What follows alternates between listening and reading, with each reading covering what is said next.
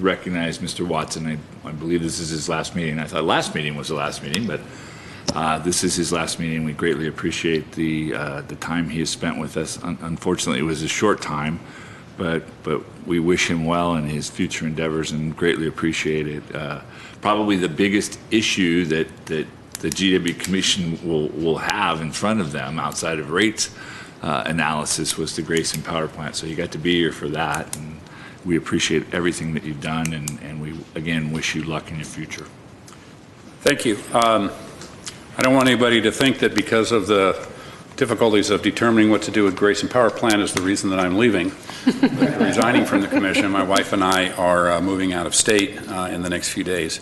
And I'd like to say a few things. I'd like to thank my fellow commissioners. I regret that my time on the commission was short. When I accepted the position, I didn't anticipate that it would be so short, but things change.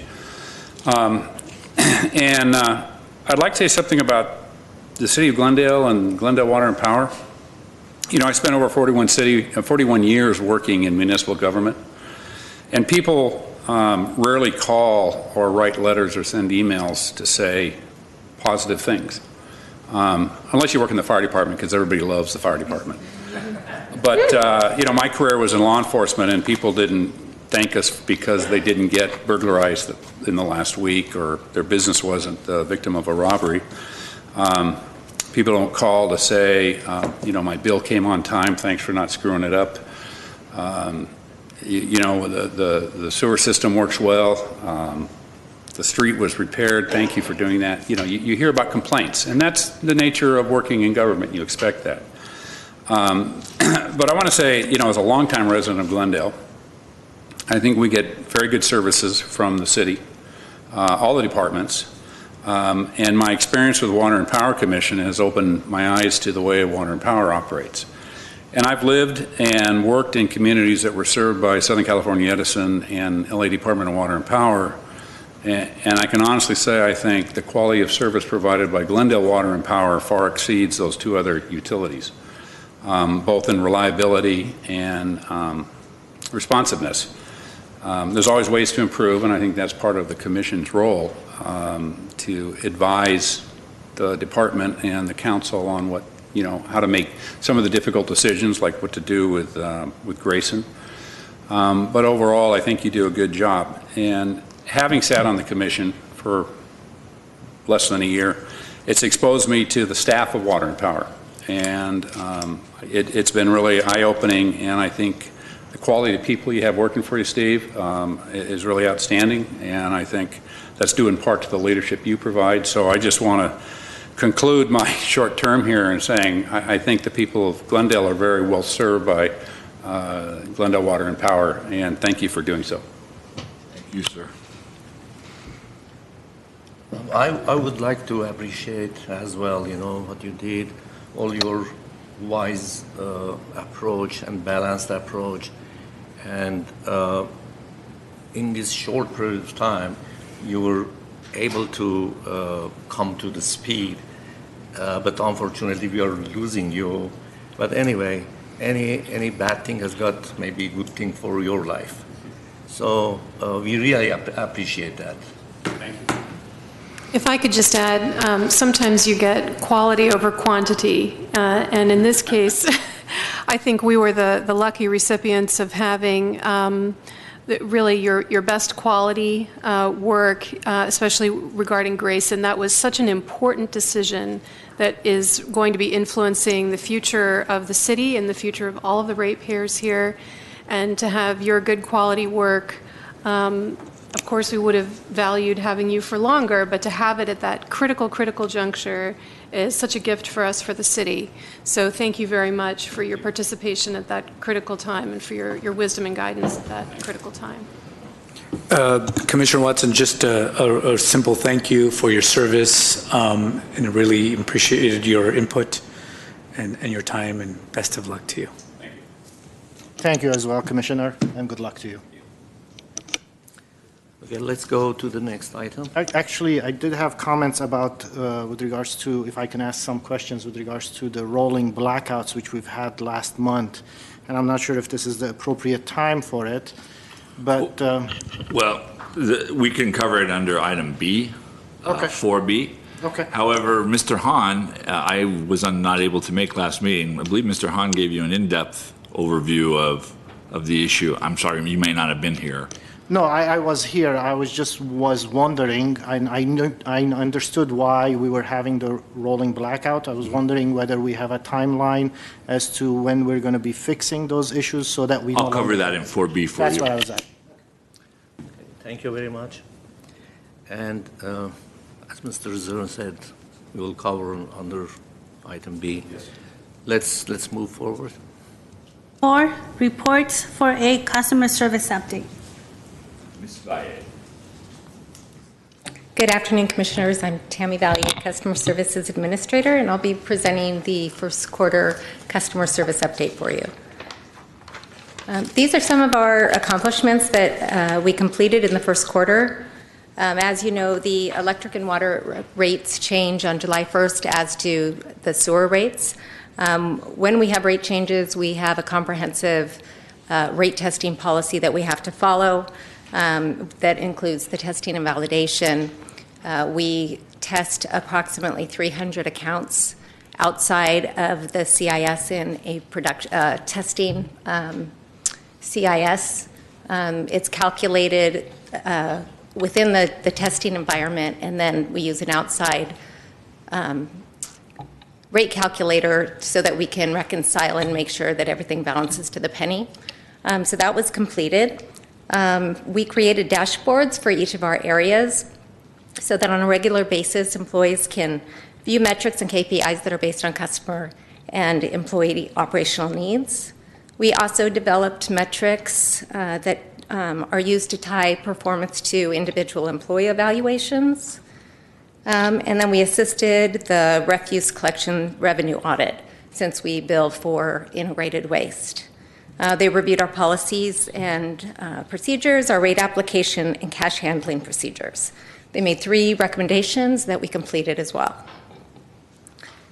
We documented all of our general customer service policies, such as applications for service, payment terms, disconnection of service.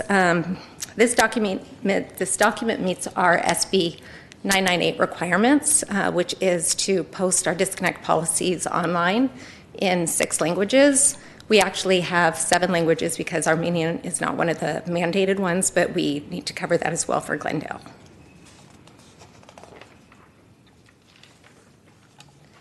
So these are some of our current projects. The knowledge management system. This is a SharePoint site. It's been structured, and we are now moving all of our training materials, policies and procedures, statistics, the dashboards that I just talked about. All of those will be moved into the SharePoint site for all of the CSRs to be able to view. It'll be used as our internal communications site where we can post any type of announcements that they need to see, and they'll have a consistent message from us. The continuous landlord service agreement, this is something we've been working on for quite some time. It's actually a current process that we use now, but it's very manual and labor intensive.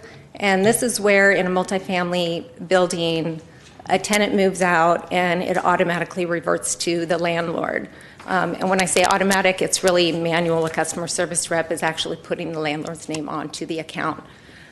We can now tie each unit to the landlord premise so that future move-outs, it'll automatically revert to the owner. Landlords can opt out of this if they'd like, if they do want the actual meters turned off, but we do find that most landlords want them left on for clean and show. The setup is pretty extensive, so each multifamily building in Glendale will have to be set up manually, but moving forward, it will be automatic, and it'll be very efficient for them. The telephone system upgrade that I've been discussing with you previously, we had our kickoff. We already have the calls being recorded in the new system. We'll be rolling out the scrape recording in the next few weeks. We've built our quality monitoring form within the system. It will automatically randomly choose calls that are going to be scored and sent to the customer service reps in advance before they meet with their supervisor. Once those are completed, we'll move on to the customer post-survey, the virtual queuing, and live chat. So for SB 998, we completed the disconnect policy portion of that requirement. There's a lot more work that needs to take place before it goes live in February. Part of that bill says that we cannot disconnect service for 60 days once a water bill has been delinquent for 60 days. So that lengthens out that process. So we're reworking and making modifications in the system and changing our notice policy for that. So we actually should be ready in January, so we'll definitely meet the February deadline. The new customer portal, this is a joint effort with business system support and marketing. This is something else I've been talking to you about for quite some time. We had our kickoff meeting. We're working on it right now, and it should be in place by the end of December. The following two slides show our productivity. I won't go through all of them. There are a few areas of interest. So for customer service, the direct customer contacts, which includes the calls, cashier, web contacts, and front counter, we have a 12% increase in those combined contacts. The majority of them are due to the phone calls that were a result of the outage, but we also saw an increase in web contacts and front counter as well. And then something that we're very happy to see under billing and account maintenance, which includes some of our credit and collection activities, we saw a decrease in final notice disconnections and then payment arrangement request. We had about 0.6% decrease in final notices, 9.5% decrease in disconnections for non-payment, and 15% less payment arrangements requested from customers, so that's very good.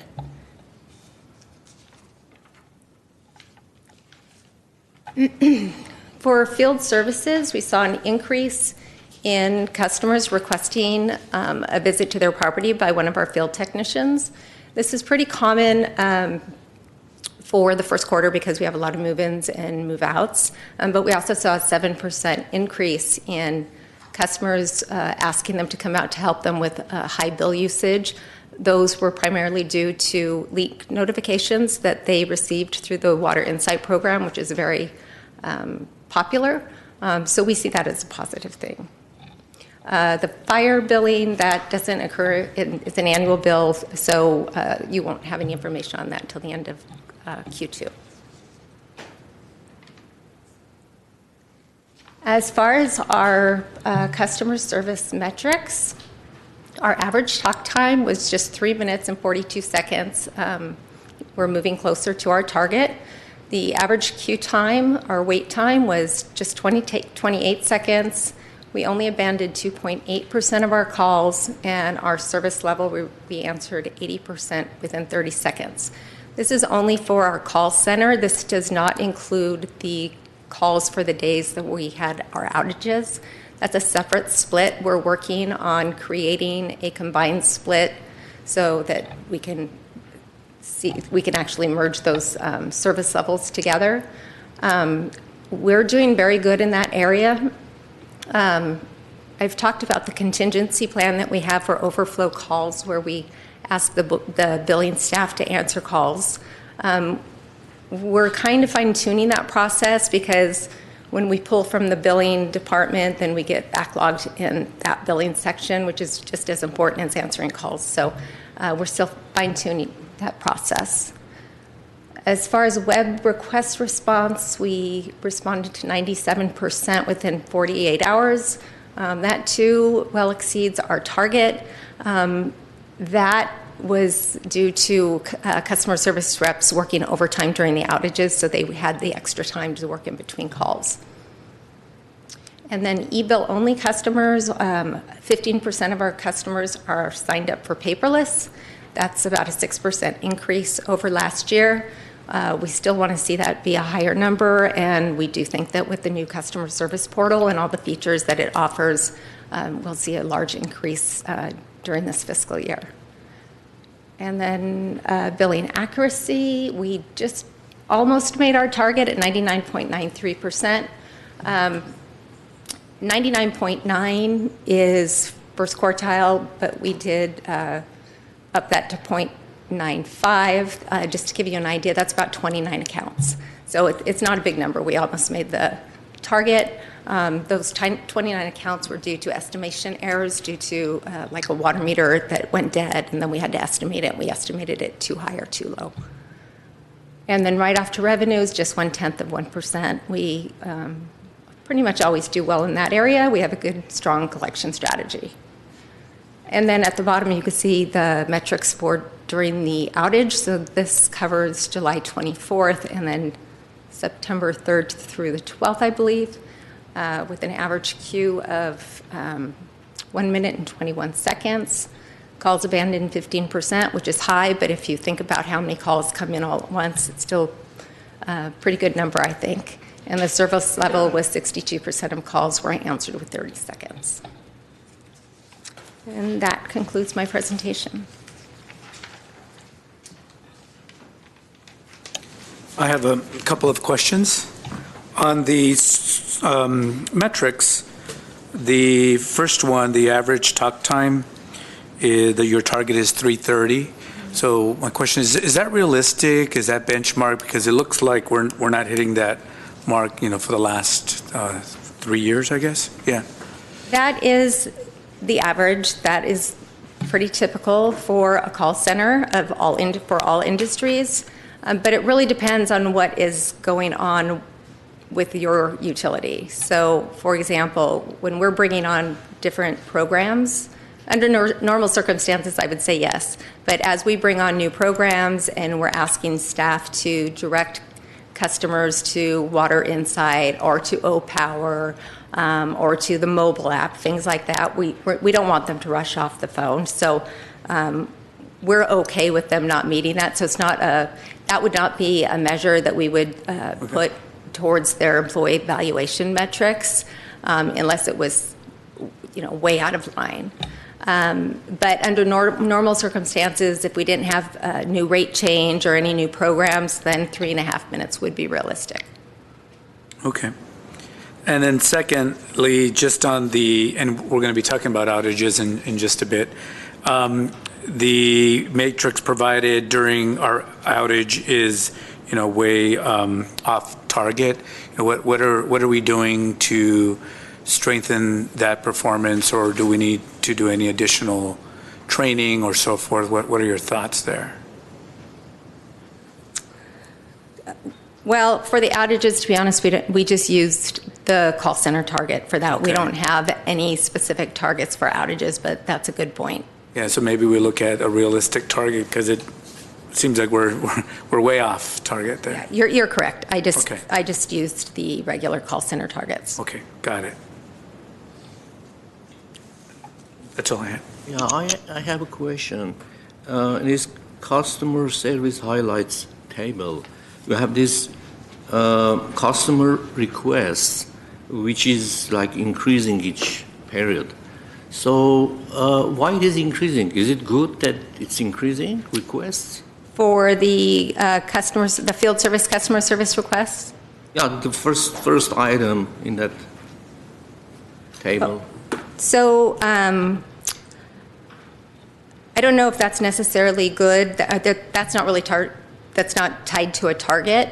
That's just informational for our productivity. And for first quarter, because we have a lot of families that are moving in and out of apartment buildings, the first quarter is typically high. What I mentioned was we did have 7% more field visits due to the Water Insight program. So I do view that as something positive because customers are looking at their Water Insight. They're looking at the leak alerts, and those are customer-side alerts. So they're getting a notification from us saying, you had continuous usage for over 24 hours, you may have a leak. And then if they can't find it, they're calling on us to help them. So I think the leak alerts are a positive thing. Did I answer that question Thank for you. So it is negative.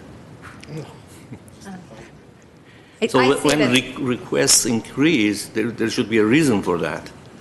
And I would tell you, Mr. President, members of the commission, it's likely because people have more information now than they have ever had before.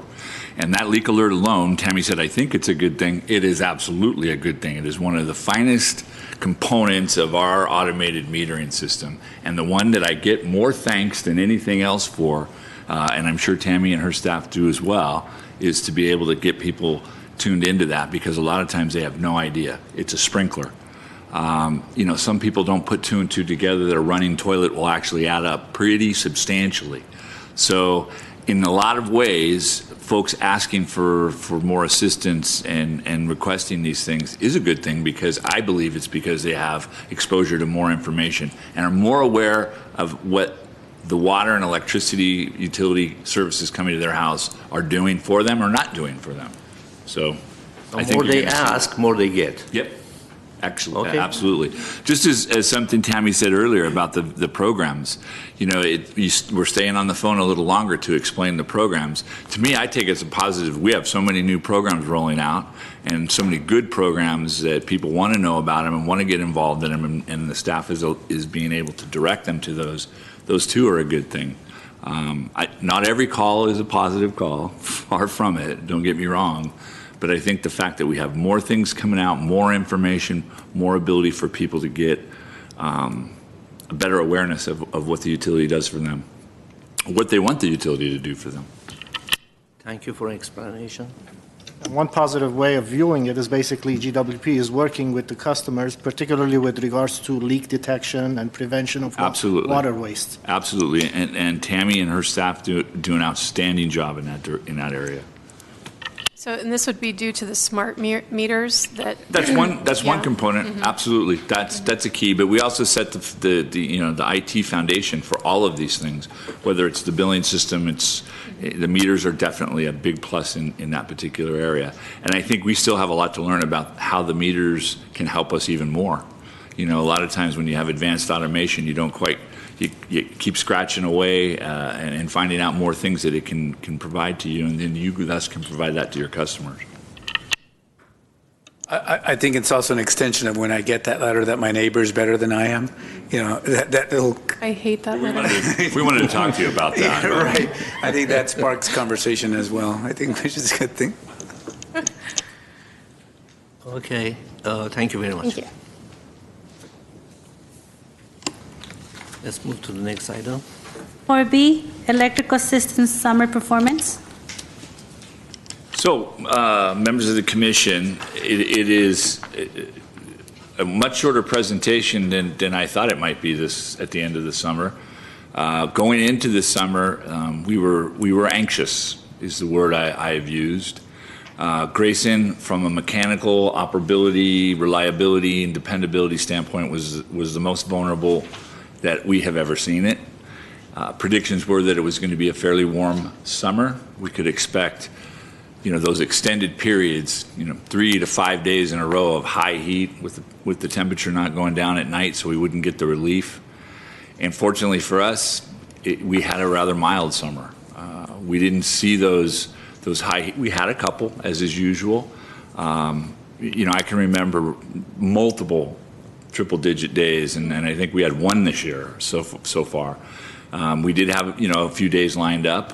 Unfortunately, the timing of those days, combined with something that occurred that you're aware of, and Mr. Kadikian brought up, was an issue that occurred that wasn't related to the heat, although greatly exacerbated by the heat, and that was the Rossboyne transformer, the substation accident we had in July.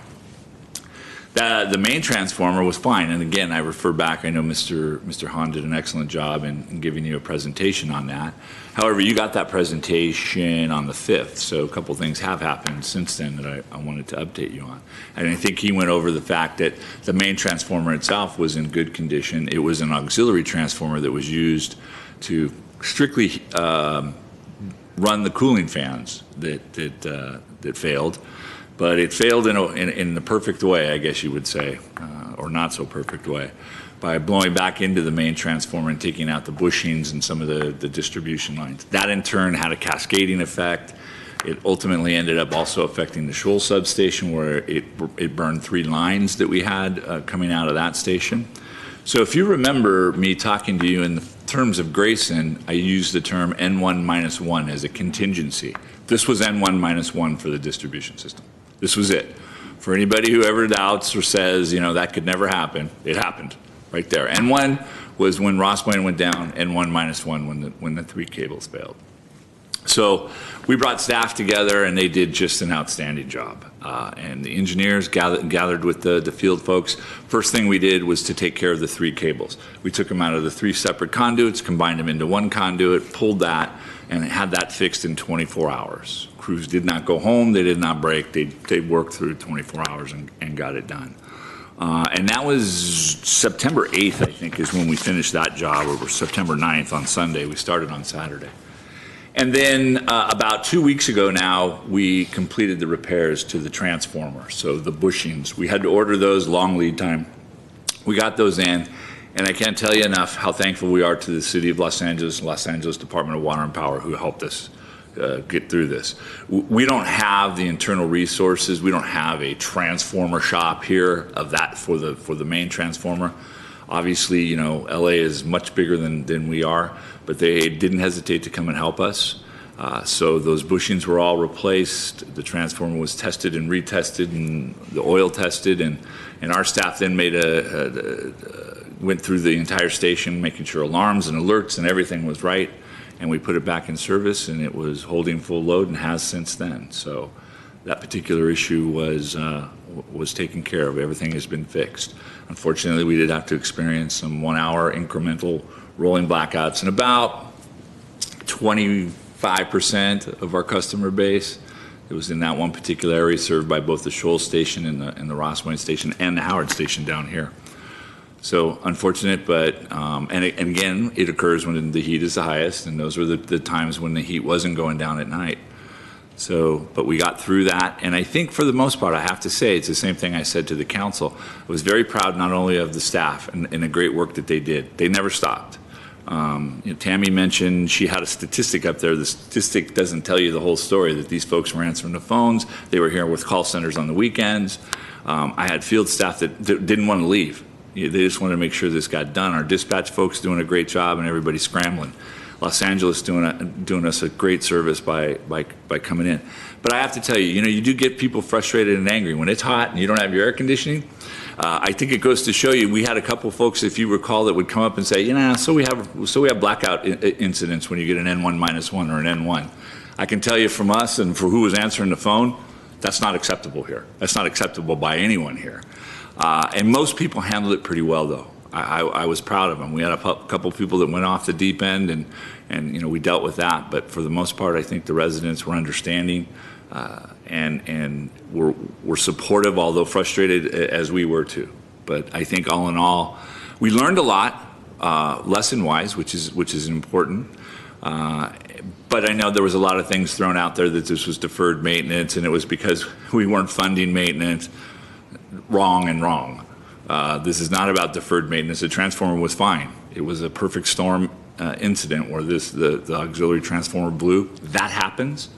I can tell you that it happens probably 3 to 4 times a summer when it gets hot with pole-mounted transformers. So that wasn't the issue. Certainly, we'd like to keep up on our infrastructure and keep pushing harder and investing more in it, and we will continue to do that. But that wasn't the case here. And believe me, it had nothing to do with the finances. If anything, it has to do with the sheer amount of time and men and women that I have to do the work. And so we are investing heavily, and you all saw that. You saw that in our budget, in the pro formas that we gave you for the rate increases, and we have a pay-per-go capital system. So that's kind of nonsense when that's the issue that came up. It happens. It happens. These things happen. You guys over the weekend probably saw the transformers explode in Huntington Beach at a substation there. Very dangerous situation there. That was the main transformers that exploded. We were very fortunate. And we had men at the station, just so you know. That was the big thing. We had one individual who was as close as I ever want to see any of my staff in a situation like that. And we were very fortunate and lucky. That's the most important thing that came out of all of that. He's okay. The rest of it we'll fix. The rest of it, we'll have to roll up our sleeves, and everybody will have to, have to tolerate it for a little bit, but the most important thing was he was safe and everybody else was safe, and that's what we're in this business to do, is to make sure that we provide the quality utility service, but we do it safely, reliably, both for our customers and for our staff. So with that, I'd be happy to answer any questions. And hopefully we're out of the heat. It's staying a little warmer, but, and I know I was told you, as you probably recall, October usually has been one of the hotter times of the year. I think one of our hottest days was button up right against Halloween. So I think we're going to be okay. We look at the Farmer's Almanac and projections as far ahead as we can, but I think we've done okay. And fortunately, it's really cooling off at night, which is a great help. The system really cools down. If people turn those air conditioners off when they go to bed at night, that helps us tremendously. So, Just so the auxiliary transformer in Rosemoyne has been repaired, fixed, changed? well, the auxiliary transformer was the easy part. It was the damage done to the main transformer. Right, So okay. that's all been completely fixed. Okay. Yes. I think next week is going to be hot too, that's why I'm asking. It's going to be a little warmer, yeah, but we're still looking at, you're looking at the 80s. We're fine. I mean, the system is running really, really well. Like I said, my concern was all down on Airway in Fairmont, where I was worried about where we were going to have some issues. But we were very fortunate in that supply-wise and generation-wise, we were okay. You have a question? Yeah, so over, the last 2.5 years or so with the repowering of the Grayson project and all of the conversations about how our electrical system is going to change with the RFP, I'm just curious, with the RFP process now basically done, I understand that there's some battery storage, there's also some distributed energy as part of that. Would a situation like this, say 5 years from now, once the responses from the RFP have been actually implemented as part of our electrical grid, would a situation like this play out differently?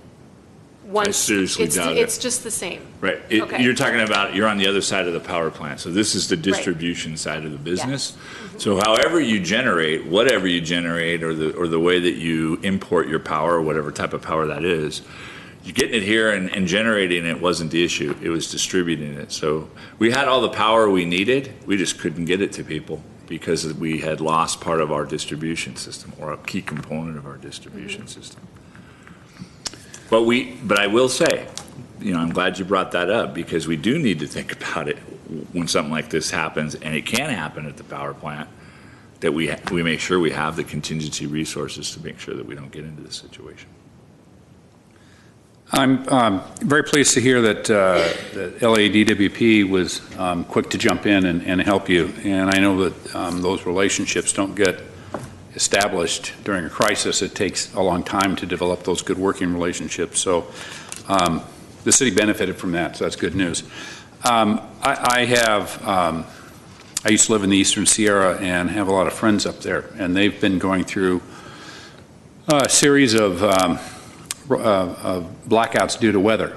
And because of the current concerns from the last few years with liability on utilities from wildland fires, Edison has been, when an anticipated wind event, they're just shutting the power off.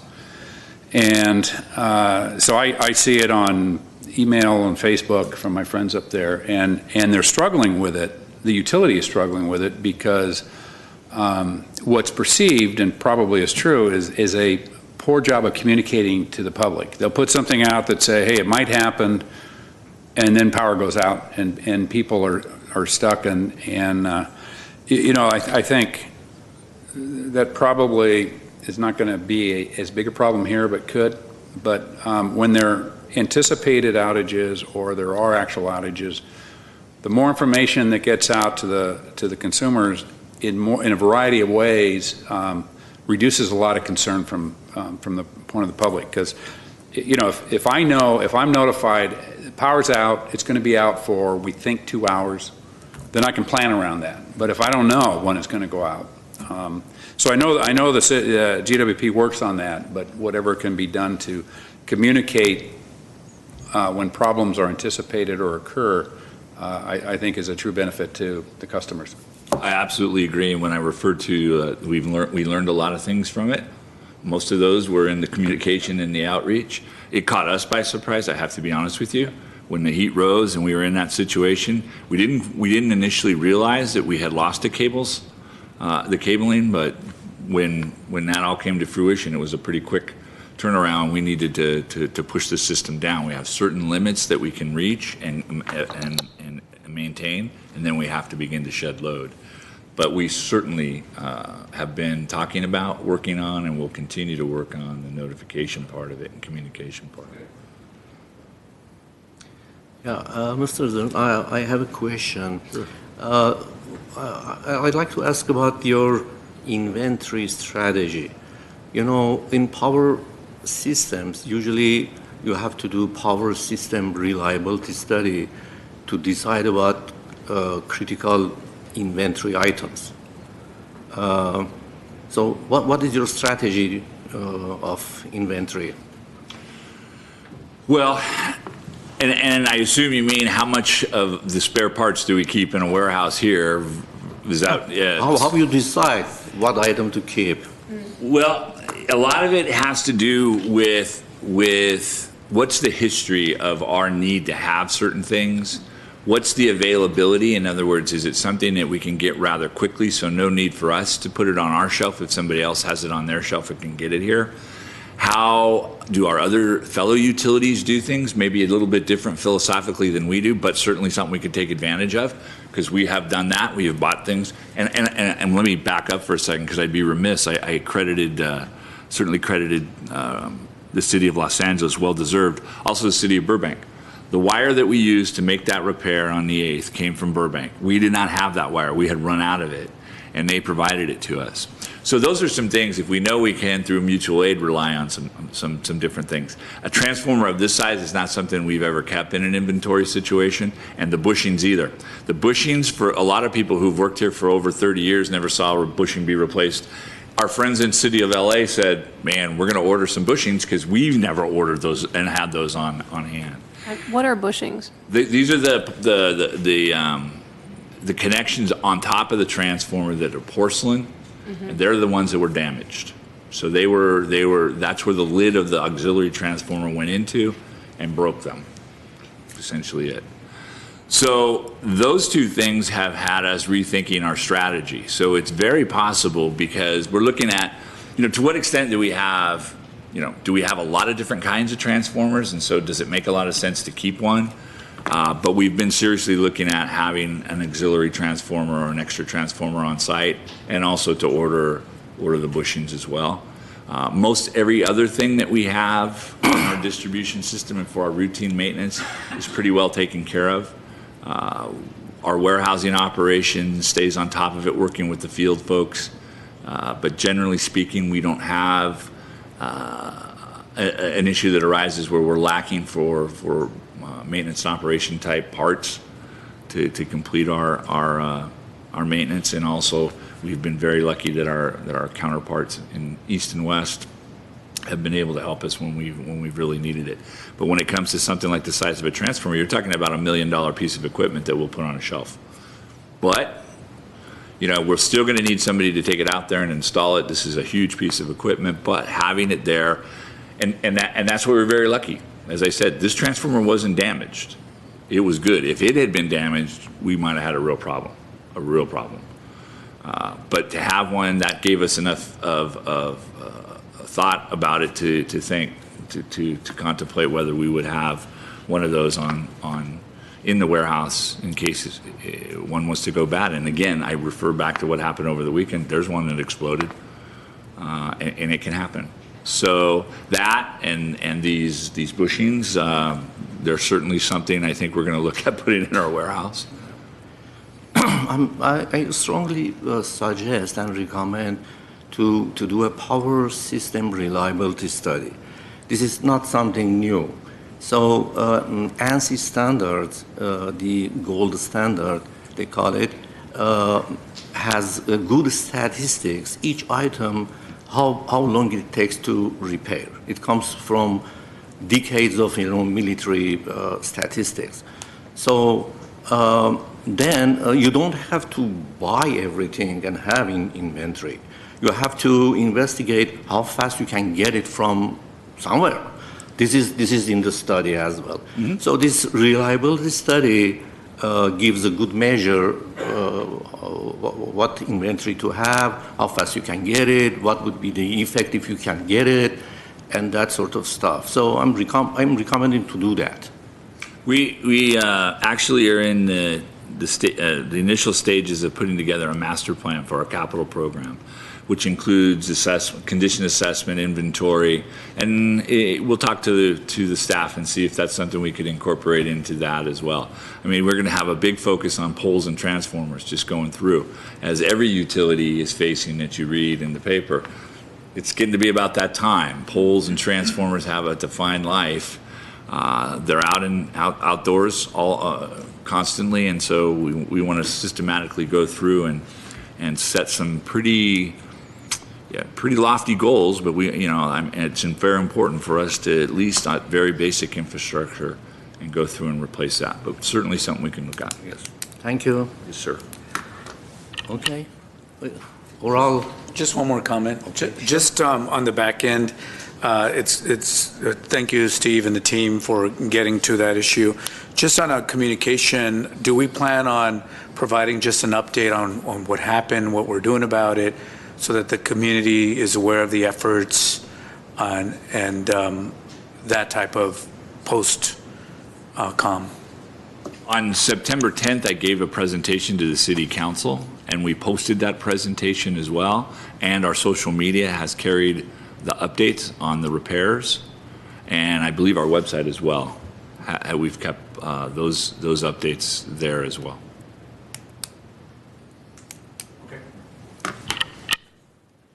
Do we have any cards? No, we don't. No? No. Okay. Adjourn. No. Oh, yeah, forecast.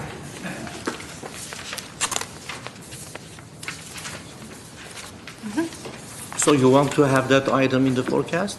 Update? No. I was asking about this particular. I was asking about the issue on if there was any post-communication on the incident. Or if you like, we can put it in. No, I'm Okay, fine. all right. Any suggestion? So I see that our legislative update has moved to next month. I think following on my question about Grayson and the RFP, when is the demolition of the current Grayson site scheduled for, even tentatively? And are we going to get updates on, where we are on the project timeline? You will get updates. We don't have any firm. We're still negotiating with some of the distributed energy firms. The limited notices to proceed for the engines and the batteries have been issued, and they're working on their requirements with AQMD primarily, and so I'm not anticipating that we're going to have anything of substance back before the next year. Okay. But And the you'll let us know. demolition, I'd love it to begin next year, but we'll see how it all goes. 2020 is such a great number. It is a great number. 2020 was sort of the number I had settled on, but Right. it's gonna be a pretty monumental task for us to be able to break ground yeah. by then. That would be my goal, but I think the more likelihood is that we'll be doing it somewhere around 2021. Okay. So that's just a rough number for right now. But yeah, I don't anticipate we'll probably be back to you folks with any real substantive information till after the first of the year at least. Okay. And everything is going well. It's progressing, so. Okay. Based on the direction we got from the council on the previous items, the same things that you generally saw. So we're positive things are moving. We've had a tremendous reaction from the industry. And it's been a very positive reaction. And so we are the darlings of a lot of the green energy publications and groups. We're getting invited to speak at a lot of places, and some of our friends in the utility business are looking at us with one eye closed because what did you guys do? Yeah. But here we go. Yeah, That's thanks good. for nothing, guys. I can imagine that. Shouldn't we be communicating that out to the public and Yeah, let I them mean, know? I think I would love it if you would share those clippings with the commission. I think if they can be shared with the commission, that would be great. I mean, we were all very engaged in the process in one form or another, and I think we'd really love to see kind of what happened afterward. Well, it's a good story. It's a good story, so we'd love to see I'd love to see those clippings. It's been a good story. And Worth even taking if- advantage of it. Yeah, and even if the update is, well, we're still working on everything, and we'll come back, again in another 3 months or quarterly with an update and let you know how things are unfolding, we would just like to stay in the loop on that. So I would agree. That's good news, and let's share the good news. So you like to do that? I mean, No, I don't. I'm not any more than I just told you right now. I won't Yeah, have there's until nothing after more the to first of the say. year. Okay. We went up to December, and then we're gonna come back in January. We'll figure out where that meeting's going to be because how's it conflict with New Year's? It does. So we'll Okay. talk about January meeting. There we'll lay out the new schedule Okay. for the upcoming calendar year, and I can give you a better idea where that we might plug it in. I mean, because I can give you verbal updates like this, which says we're still going. Yeah. Yeah, It's that's, still- I was trying to think of something a little more substantive for you, and that would probably be more like next year, maybe even early spring. I'll make a motion that we adjourn. I'll second. okay, adjourn.